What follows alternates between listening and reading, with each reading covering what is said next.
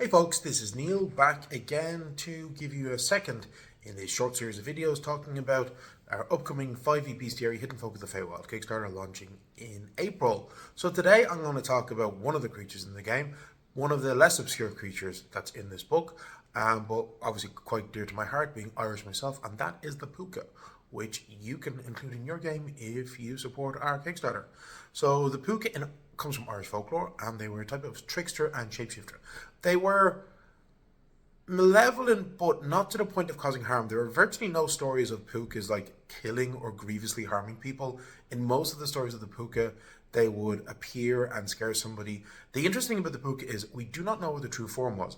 In absolutely none of the folklore is a Púca described as just a Púca. They always appeared in the form of an animal. They were shapeshifters. The most common forms of the Púca would have been a black shaggy-haired dog, a shaggy-haired black goat, yet again theme here, black pony, and sometimes it would also appear as things like hares or ravens or owls, okay?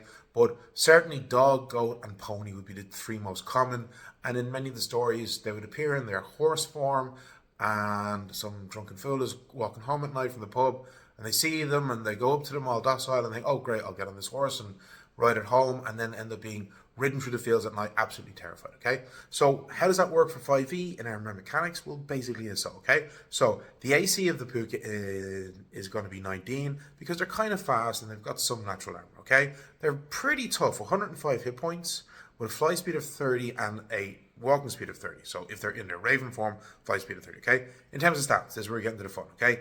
Strength of 14, a dex of 22 because naturally they're super dexterous, a con of 14, they're tough but not like crazy hardy, an intelligence of 16 because they are quite smart, quite cunning creatures, a wisdom of 12, so slightly above average, not crazy, but and then a charisma of 20, very cunning, okay? Saving throws would be dex and charisma, pretty decent passive perception, okay? Innate spell casting, they would use charisma as their spell casting modifier and spell save DC of 18. At will could cast the following: bestow curse, fear, greater invisibility. There's a common theme in European folklore. Fey creatures could turn invisible and stay invisible even if they were physically attacking you or casting spells. So a lot of the creatures in Hidden Folk of the Feywild have this greater invisibility. So greater invisibility shield, witch bolt, 3 times per day can cast harm and once per day can cast contagion. Trying to create a Fey curse using 5e mechanics is quite tricky, so Contagion, which is a pretty nasty 5th, 6th level spell, was a pretty good go for that.